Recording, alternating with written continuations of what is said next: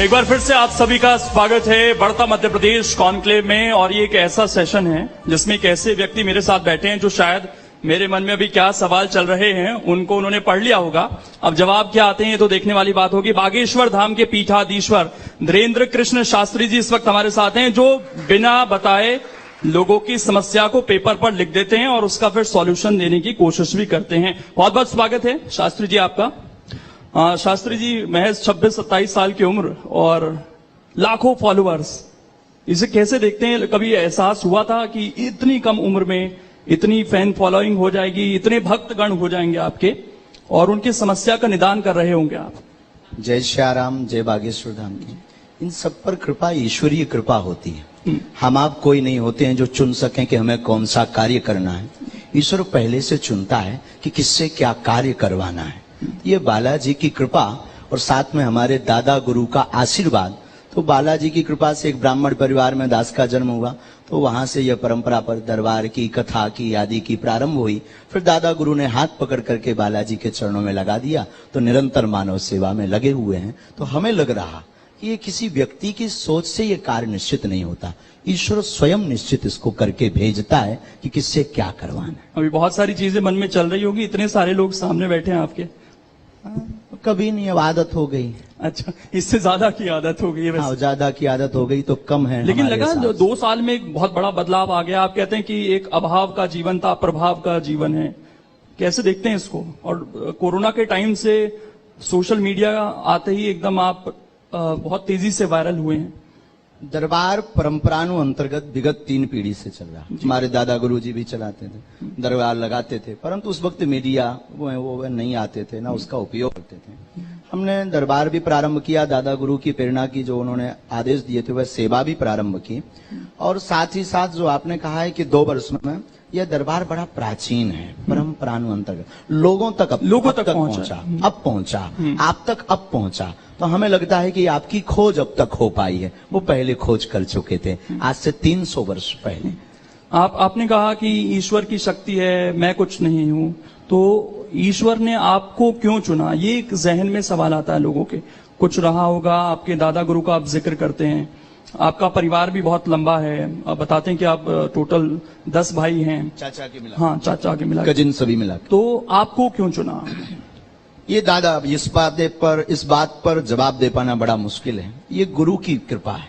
हम लोग कई बार कोशिश करते हैं, हम लोग कई बार कहते हैं कि हमने गुरु को चुना, पर हकीकत ये होती है कि गुरु स्वयं देखता है कि किसको हमें पकड़ना है।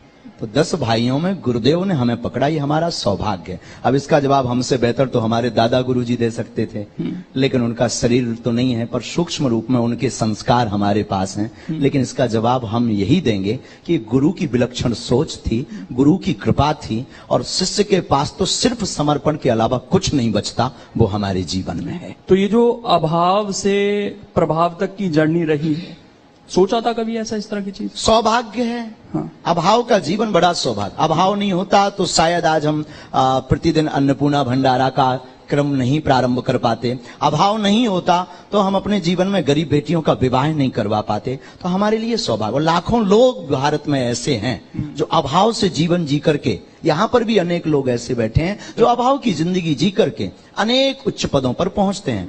हमारे लिए ये वरदान प्राप्त है कि अभाव रहा तो हम आज लोगों की पीड़ा को समझ पा रहे हैं। लेकिन एक चीज आप खुद कहते हैं हमेशा कि अभाव में जब आदमी रहता है तो प्रभु के ज्यादा करीब रहता है। अब तो आप प्रभावी हो गए हैं, लाखों अनुयायी हैं आपके, तो ईश्वर के उतने ही अनुयायी और प्रभाव बागेश्वर बालाजी का है हमारी सोच में। ठीक, कृपा बालाजी की, प्रभाव बागेश्वर बालाजी का, और अनुयायी भी बागेश्वर बालाजी के। बागेश्वर धाम सरकार हमारा नाम नहीं, हमारा नाम तो धीरेन्द्र कृष्ण है। बागेश्वर धाम सरकार तो बागेश्वर बालाजी का है। तो आज भी हम यूं मान करके चलिए, कल फटा कपड़ा पहनते थे तो आप लोग ये ला करके तान देते हैं तो ये पहन लेते हैं, पर हम आज भी अभाव में जी रहे हैं। उसका सिर्फ सिद्धांत इतना बदल गया, देखने की दृष्टि। देखने की दृष्टि बदल गई। एक चीज और, कई बार चैलेंज किया गया आपकी इन शक्तियों को, कई बार लोग पहुंचते हैं, उसे किस तरीके से आप देखते हैं? साइंस की कसौटी पर अपनी इन शक्तियों को कहां देखते हैं आप? देखिए, जब तक मन में किसी भी व्यक्ति के कोई भी संदेह उत्पन्न नहीं होगा तब तक उसका निराकरण नहीं होगा। विज्ञान जहां विराम होता है, अध्यात्म वहां से प्रारंभ होता है। और रही बात शक्ति की, तो ये पराविज्ञान है। आदि काल से ऐसे लोग चले आए हैं जिन्होंने भगवान पर, भगवान की शक्ति पर अनेक बार उन्होंने देखना चाहा, परखना चाहा, उसके कसौटी पर कसना चाहा, पर शक्ति शक्ति होती है। और हमारी दृष्टि में जो भी आता है हमें सब स्वीकार है। कृपा करवाने वाले बालाजी हैं, वो अपने आप नतमस्तक करवा देते हैं। उन लोगों को कुछ कहना चाहेंगे जो कहते हैं कि नहीं ये तो माइंड रीडिंग है, केवल आप भूतकाल बता सकते हैं लेकिन कोई भविष्य काल या किसी की समस्याओं का निदान कोई नहीं कर सकता, जो लिखा है उसका वो लिखा है। बहुत सुंदर प्रश्न है, बहुत अच्छी बात है। इस पर बहुत लोगों के मन में तर्क रहते हैं। इस पर हम जवाब यह देना चाहते हैं कि कोई शक्ति होती या नहीं, इसका प्रत्यक्ष प्रमाण तो बागेश्वर बालाजी दरबार है। भविष्य वक्ता कोई इंसान नहीं हो सकता है, लेकिन श्री हनुमान जी महाराज हैं। वो त्रिकालज्ञ हैं, भूत भविष्य वर्तमान। हम कभी भी नहीं कहते कि हम भविष्य बताते हैं, भविष्य के संकेत देते हैं जो हमें गुरु कृपा से प्रेरणा में आते हैं, जो गुरु कृपा से हमें लगता है कि ऐसा होगा, उसको हम संदेशा दे देते हैं। अब आप कहेंगे कि विज्ञान के तथ्य में, विज्ञान के जमाने में इसको कैसे माइंड रीडिंग तो नहीं है। देखिए श्रीमान जी, माइंड रीडिंग की एक सीमा है, एक मर्यादा है, उसके बाहर वो नहीं जा सकते हैं। और देखिए कई जगह ऐसी हैं जिनमें एक स्थान बागेश्वर धाम भी है जहां आज भी विज्ञान नतमस्तक है। जब प्रभाव की तरफ जीवन बढ़ता है आचार्य जी, तो कई सवाल उठने शुरू हो जाते हैं परिवार से भी। हमने देखा कि जो दूसरे गुरुजी हैं उनके पास आपके परिवार के लोग पहुंचते हैं, वो गुरुजी उनको कहते हैं कि उन्होंने एक आत्मा को कैद कर रखा है अपने पास। जी, तो परिवार से ही सवाल उठ रहे हैं और परिवार दूसरी जगह जा रहे हैं। जी, ये सूक्ष्म विचारधारा का प्रभाव है। हमारा इसमें कोई लेना देना नहीं, ना कोई हमारा किसी से विरोध है, ना विरोधाभास है, सब हमारे अपने हैं। कोई पत्र चढ़ाता, कोई पुष्प चढ़ाता, कोई आत्मा को कैद करके रखा है किसी, ऐसा स्वप्न में नहीं हो सकता। जिनके लिए उन्होंने कहा आत्मा को कैद करने वाला व्यक्ति हनुमान जी की पूजा नहीं कर सकता, आत्मा को कैद करने वाला व्यक्ति हनुमान जी की साधना नहीं कर सकता। या तो हनुमान जी नहीं है या आत्मा नहीं है, क्योंकि भूत पिशाच निकट नहीं आवे। आत्मा मतलब भूत, और भूत को बस में करने वाला हनुमान जी की सेवा नहीं कर सकता, हनुमान जी को धारण नहीं कर सकता, हनुमान जी का मुग्धर नहीं ले सकता। या तो हनुमान जी नहीं है या आत्मा नहीं है। तो लाखों लोगों को जो समस्या है उनकी तो दूर कर रहे हैं आप।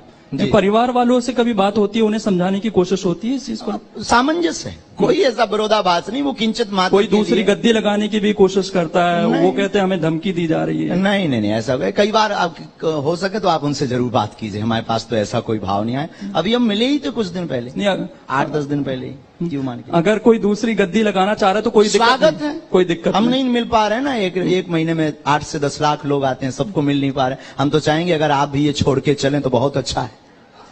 ये मोह माया है। आप भी लगाएं तो मोह माया नहीं है, मतलब आप अपना सेवा करने के अनेक प्लेटफॉर्म है। कोई राजनीति से मानव सेवा कर रहा, कोई धर्म नीति से मानव सेवा कर रहा है। तो अगर आपको यहाँ कम लग रहा हो तो you come here Bageshwar Dham. ठीक नहीं, कम ज्यादा की बात। लेकिन एक चीज है, लाखों लोग आते हैं आचार्य जी आपके यहाँ पर, सबको तो आप नहीं सुन पाते, उतना समय भी नहीं होता होगा, तो सबके कष्ट कैसे दूर होंगे? बालाजी, हम फिर कहते हैं, हमेशा हमने कहा बागेश्वर धाम पर किसी व्यक्ति विशेष की कोई महिमा नहीं है, हमसे जुड़ने की आवश्यकता नहीं है। बागेश्वर धाम स्वयंभू हनुमान जी का एक तीर्थ है, जहां हनुमान जी की स्वयं की ऊर्जा है, सन्यासी बाबा की साधना की ऊर्जा है, पॉजिटिव एनर्जी है। उससे कनेक्ट होने की जरूरत है, ना कि धीरेन्द्र कृष्ण से कनेक्ट होने की जरूरत है।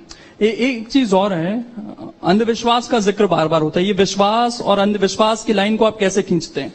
कभी इसको विराम नहीं किया जा सकता, ये अनवरत चलता रहेगा। अगर अंधविश्वास नहीं होगा तो विश्वास शून्य हो जाएगा, और विश्वास नहीं होगा तो अंधविश्वास शून्य हो जाएगा। विज्ञान नहीं होगा तो पराविज्ञान की चर्चा शून्य हो जाएगी, और केवल पराविज्ञान नहीं होगा तो विज्ञान की चर्चा शून्य हो जाएगी। केवल उजाला हो तो अंधकार की महिमा मिट जाए, उजाले की महिमा मिट जाएगी, और केवल अंधकार हो तो अंधकार की महिमा मिट जाएगी। दोनों का होना जरूरी। रामायण में राम थे तो रावण जरूरी, रावण के बिना रामचरितमानस में राम जी की महिमा नहीं हुई है। जितने आचार्य हैं, संत हैं, वो हमेशा ये कहते हैं कि भगवान को मानिए, उनसे कभी मांगिए मत, उनके प्रति समर्पित हो जाइए। लेकिन अगर इंसान भगवान के प्रति समर्पित हो गया सर बाबा जी, तो आपके पास तो नहीं आएगा, वो आपके पास तो समस्या लेकर ही आता है अपना। हम भी यही चाहते हैं कि सब ईश्वर से समर्पित हों, हम भी अंधविश्वास के खिलाफ मोर्चा खोलें। दरबार लगाने का ध्येय और सिद्धांत यही है कि इंसान कतई भगवान नहीं हो सकता। तमाम जो संत हैं वो ये कोशिश कर रहे हैं कि भाई आदमी खुश रहे, तमाम मोह माया से ऊपर आए, भगवान के प्रति समर्पित हो जाए, लेकिन हो नहीं पा रहा। आपके पास जो आते हैं वो ज्यादातर दुखी लोग ही आते हैं। हाँ, आना भी चाहिए, स्वागत है उनका। हमारी दृष्टि में अब महापुरुषों की बात अलग है, संतों की बात अलग है। संत जो कह रहे हैं वो बहुत ऊंचा ज्ञान है, बहुत अद्भुत ज्ञान है। उस ज्ञान में हमारे जैसे लोग तो पढ़ पाना बड़ा मुश्किल है। हम यही कहेंगे आप जहां हैं, जो कर रहे हैं उसी में आप ये मानिए कि चलिए कि ईश्वर की कृपा है, बस उनको भजना, उनको धन्यवाद देना बंद मत करिए। एक चीज और, सोशल मीडिया का मैंने जिक्र किया शुरू में कि बहुत अब लोग आपसे वहां पर जुड़ रहे हैं। 1-2 साल में और ज्यादा ये संख्या बढ़ी है, लेकिन एक चीज ये भी कही जाती है आपके बारे में कि आपको भी पता चल गया है कि सोशल मीडिया पर बने कैसे रहना, और इसके लिए आप एक से एक बयान देते रहते हैं। आप लोगों को कहते हैं कि बुलडोजर खरीद लीजिए घर में। हमारा न्यूज में बने रहने के लिए कोई भी बयान नहीं है, ना हम कभी ये चाहते हैं कि हम फ्रेम में बने रहें या टीवी में बने रहें। बुलडोजर वाले बयान का अगर आप जिक्र कर रहे हैं तो देखिए, हमारा वह बयान एकदम अहिंसक था, अहिंसक। उसमें हिंसा को लेस मात्र स्थान नहीं था, उसमें सिर्फ धर्म की रक्षा के लिए बात की थी। राम हमारे इष्ट हैं, आराध्य हैं, पूरे विश्व के पूज्य हैं, और कोई आपके पिता के ऊपर पत्थर मारे, और संविधान ये काम नहीं कर पा रहे हैं। एक मिनट, आपके पिता के ऊपर कोई पत्थर मारे या मारने आ जाए तो उसकी रक्षा करने की आजादी संविधान ने भी दी है। तो हमने सिर्फ रक्षा की बात की। हर घर में बुलडोजर खड़ा हो जाना चाहिए इस हिसाब से। बिल्कुल, अगर आपके पिता पर कोई मारे, पुलिस जब तक आएगी तब तक तो मर्डर हो जाएगा। पुलिस प्रशासन, सरकार, कानून, कोर्ट, जरूरत नहीं है। जब बाद में फोन लगाएंगे, बुलडोजर से पुलिस आएगी, जब फोन लगाएंगे तब आएगी। ये कहा जाता है कि अगर एक कातिल को आप सजा देना चाह रहे हैं, मतलब उसको मार दे रहे हैं, तो आप दूसरे कातिल बन जा रहे हैं खुद। तो ये तो उसी वाली नहीं, लिस्ट में जा रहे हैं। अहिंसक, हम तो वसुदेव कुटुंबकम की चर्चा करते हैं। कैसे अहिंसा कैसे होगी सर बुलडोजर? अहिंसा पूर्ण रूप हमने बयान दिया। बुलडोजर का मतलब आत्मरक्षा के लिए अपने पास व्यवस्था रखना। अगर आपको दिक्कत है कि आपको डर है तो आप क्रेन रख लो। वो भड़काऊ कैटेगरी में नहीं लगा आपको बयान? बिल्कुल नहीं। हिंसा अगर अपनी रक्षा के लिए अगर बुलडोजर रखना अगर जो है भड़काऊ है तो आपको लग रहा है कि ये होते रहना चाहिए। ये समाज अब ऐसा हो गया है कि यहाँ पर जरूरत आन पड़ी है कि भाई हमें बुलडोजर रखना पड़ेगा, हमें अपनी आत्मरक्षा खुद करनी पड़ेगी। इस तरह का समाज आप मान रहे हैं? आदिकाल हमारे भारत वर्ष में तो ये कहा जाता है शांति प्रिय देश। तो फिर माननीय प्रधानमंत्री जी आत्मनिर्भर की बात क्यों कर रहे हैं? नहीं तो वो आत्मनिर्भरता अलग है ना। अगर वो कह रहे हैं आत्मनिर्भर बनो तो हम भी रक्षा के लिए आत्मनिर्भर बन रहे हैं। नहीं तो फिर इंसान खुद पुलिस बन जाए, ये कहना चाह रहे हैं? इंसान पुलिस नहीं, कानून को हाथ में नहीं लेना। आत्मरक्षा के लिए कोई भी वस्तु रखना। ये गन क्यों दी जाती है? गन का लाइसेंस क्यों दिया जाता है? ये बंद करवाओ, पुलिस के पास तो खुद है। और भी आपके बताइए अगर हम गलत बोले। और भी बयान है आचार्य जी, आप जो आपके अनुयायी हैं उन्हें पागल कहते हैं। हाँ, अच्छा है। क्यों? पागल का मतलब प्रभु को पाकर के जो गल जाए वो पागल। पागल का अर्थ है, पागल को आप उल्टा पढ़ो तो लग पा, प्रभु के चरणों में लग जाओ, वो पागल। अपने आप को अछूत कहते हैं आप? हा? अपने आप को अछूत कहते हैं? बिल्कुल, चारों वर्ण हमारे अंदर हैं। शूद्र है, वैश्य है, क्षत्रिय है, धर्म की रक्षा के लिए हाथ उठाते। आप तो कहते हैं ना जातिवाद का मैं जिक्र नहीं करता, लेकिन आप कह रहे हैं चारों वर्ण हमारे अंदर हैं, इसलिए जातिवाद की कोई बात नहीं। तो अछूत कैसे हैं फिर? हा? अछूत कैसे हैं? अपने आप को कहते हैं। क्यों है? मैं वही जानना चाहता हूं। हमें ये लगता है कि हमारी गांव की भाषा है, आप हमें छूना नहीं, हम अछूत हैं।